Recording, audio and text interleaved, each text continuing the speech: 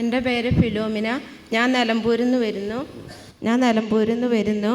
25 വർഷമായിട്ട് എനിക്കൊരു 15 സെൻറ്റ് സ്ഥലം വിൽക്കാനുണ്ടായിരുന്നു. എവിടെ പോയാലും ഞാൻ നിയോഗം എഴുതിയിടും എൻ്റെ സ്ഥലം ഒന്ന് വിറ്റ് കിട്ടണമെന്ന്.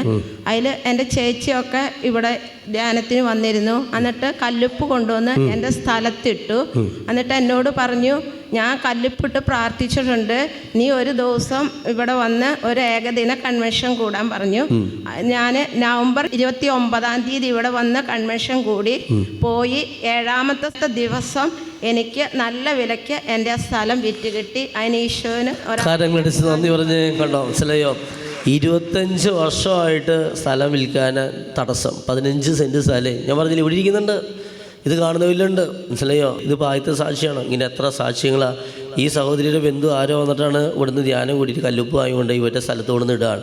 എന്നിട്ട് നീ എൽറുഹയിൽ പോയി ധ്യാനം കൂടാൻ പോയി. വൺഡേ കൺവെൻഷൻ കൂടി 7ാമത്തെ ദിവസമാണ്. 25 വർഷമായിട്ട് വിറ്റുപോകാത്ത സ്ഥലമാണ് ഈ ചെറിയ ഒരാഴ്ച കൊണ്ട് വിറ്റുപോയത് നല്ല വിലയ്ക്ക്. Praise the Lord. വീട്ടിൽ നിറച്ചും പല്ലിയുടെ ശല്യമായിരുന്നു. അപ്പോൾ ഈ കഴിഞ്ഞ 2-3 ദിവസം മുമ്പ് ഒരു 3-4 പല്ലി എൻ്റെ മേത്ത് വീഴേണ്ടിയായിരുന്നു.